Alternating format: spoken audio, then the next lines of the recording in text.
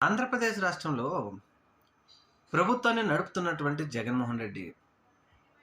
అదేంది జగన్మోహన్ రెడ్డి 11 సీట్లకే పరిమితమయ్యాడు గదా! ప్రభుత్వాన్ని ఆయన నడపడం ఏంటనుకుంటున్నారా? ప్రస్తుతం ఉన్నటువంటి ప్రభుత్వం పీపీపీ పద్ధతిలో జగన్మోహన్ రెడ్డి గారి చేతిలో పెట్టారు. ఆంధ్రప్రదేశ్ రాష్ట్ర ప్రభుత్వాన్ని మీరు నడిపించండి జగన్మోహన్ రెడ్డి గారని. అలానే ఉంది ఈ ప్రభుత్వం చేస్తున్న తీరు గాని, వాళ్ళు నిర్వహిస్తున్న కార్యక్రమాలు గాని చూస్తుంటే.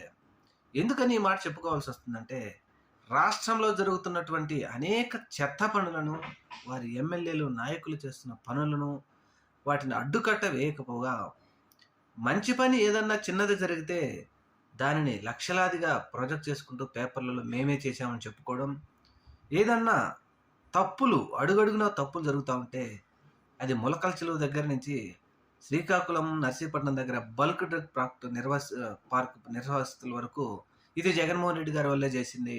ఇది జగన్మోహన్ రెడ్డి గారి వల్లనే జరిగిందని చెప్పడం ఎంతవరకు సమంజసం? పీపీపీ పద్ధతిలో ప్రభుత్వాన్ని నడుపుతున్నారా జగన్మోహన్ రెడ్డి అనే డౌట్ ఇప్పుడు అందరికీ వస్తా ఉంది.